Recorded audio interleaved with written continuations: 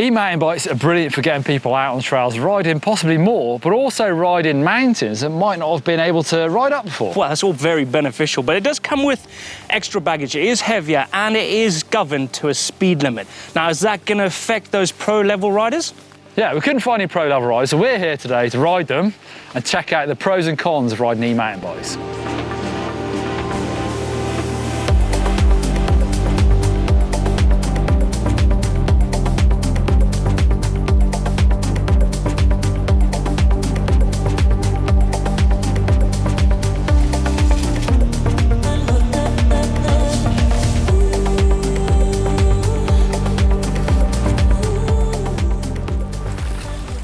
Bikes like the Orbea Wild are pushing the limit of how light a fully capable 160mm travel bike can be.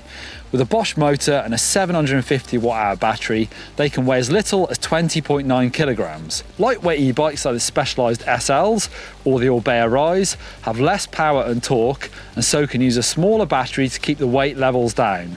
The Rise is 15.9 kilograms.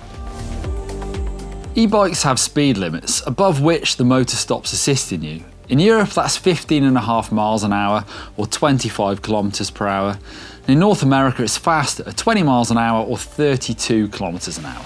Some e-mountain bikes can weigh in the mid-20s kilograms, so that's pretty hefty for a mountain bike. It is, but it doesn't really matter when you're climbing up there, winching up.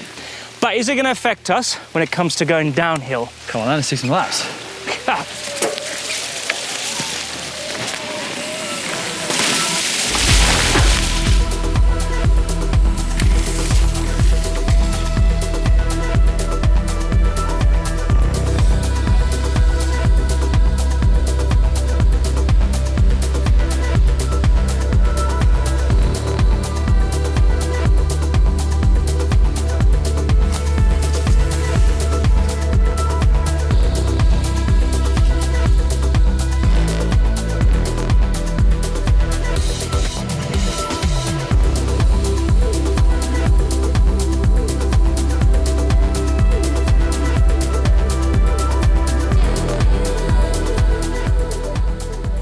So on this track where you are hitting the speed limit of the bike, yeah, I find it a little frustrating because on a normal mountain bike I'd be going quite a lot faster and lower, so I'm having to go quite high on these jumps because you hit the limit. Yes. And the effort required to pedal through that is kind of hard. Yeah, I do feel it. Pedaling somewhere, you've got to go through that limit. But the only thing about it today, it is chucking it down. It's muddy, it's wet. If you were out here on a normal bike, trying to get through here, yeah, and then try and pedal back up in the rain. You know, this is beautiful British conditions at the moment, and to be honest, you know, I wouldn't probably choose to ride. That's one of the main advantages for e-bikes to me, is the actual motivation to ride it. Exactly. Because, you know, your average speed in British wintertime gets so much lower because of the mud that actually I want to go and ride it, and I will kind of use a whole battery when I'm riding it. So it does get me out. But I think we should go and find a downhill trail that's kind of below the speed limit to see how it is there.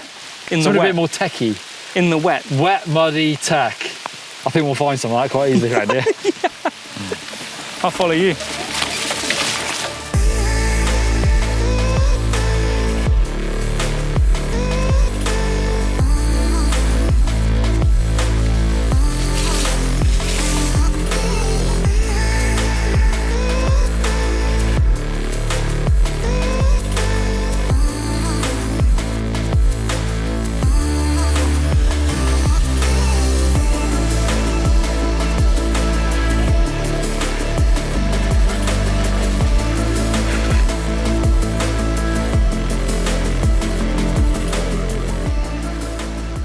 My bike is the Canyon Torque On with 175mm of rear travel and a 180 fork. And this is not any Torque On, this is the Torque On CF Roxen carbon fibre frame, and it's a Ken Roxen replica.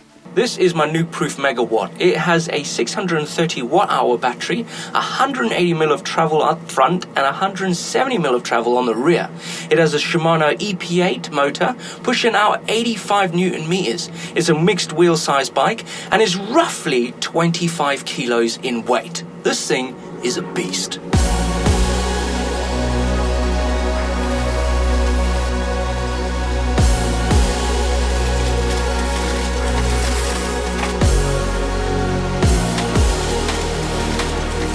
How much range you get out of an e-bike depends on so many different things. For example, the trail conditions are really wet and soft at the moment, so that's going to slow you down. I've got the downhill casing tyres, so super soft and rubbery, quite slow rolling. I weigh 75 kilograms, so that depends, you know, how heavy you are, how much stuff you're carrying.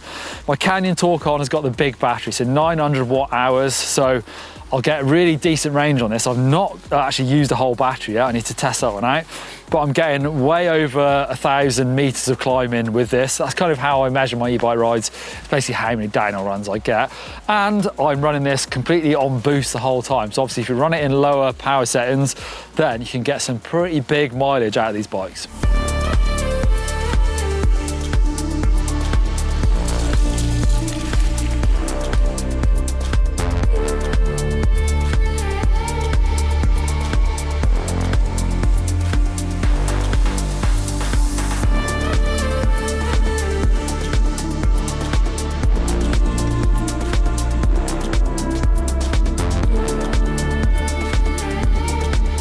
So I've got to say the speed limit thing sometimes frustrates me on the fast tracks, but actually I now go and ride different trails, try and keep it below the limit and kind of tailor my rides differently on an e-bike. How do you enjoy the feeling of riding an e-bike? The speed limit definitely gets me. It annoys me a little bit because I like to ride fast, especially when you come from an acoustic bike. But when it comes to the weight distribution on a e-bike, oh man, it can transform your riding. And you can use that weight, you can manipulate that weight to your advantage. So when you're riding, you can feel a turn, you can let the bike drift because you know you're gonna find it somewhere quick because you've got the weight underneath you. Yeah. And I absolutely love it. Mega grippy, aren't they? I ride this differently. Like I actually have learnt to enjoy techie climbs. Yeah. But for me, it's all about getting back to the top and just doing runs. And like I say, I'll ride different downhill tracks because I don't want to get above the limit. And for jumps as well, if you're pedaling and you hit the limit, you don't get much above it. That's why kind of the lightweight e-bikes are kind of better for that. You know, you don't feel the limit as much. You know, you see the manufacturers using the buzzwords like they ride more like a normal mountain bike, and they do a bit, but there are certain advantages to having the full fat as well and the full weight for gripping things as well. So exactly. I like it because it reminds me of riding my big Africa Twin. Big adventure bike, big weight, but you got the power. So you got the power of the e-bike, but you got the weight to move the bike around. Oh, I love it. And when the conditions like this, like I said, it's fun. Even on the flats, where it would normally be really hard work. You slogging your guts off to be like going at walking pace. Today you just buzz along. Just buzz along. And on that note, should we go down? I've got loads of battery left. Oh, I got loads. Should we go down there? Come on. I'll follow you.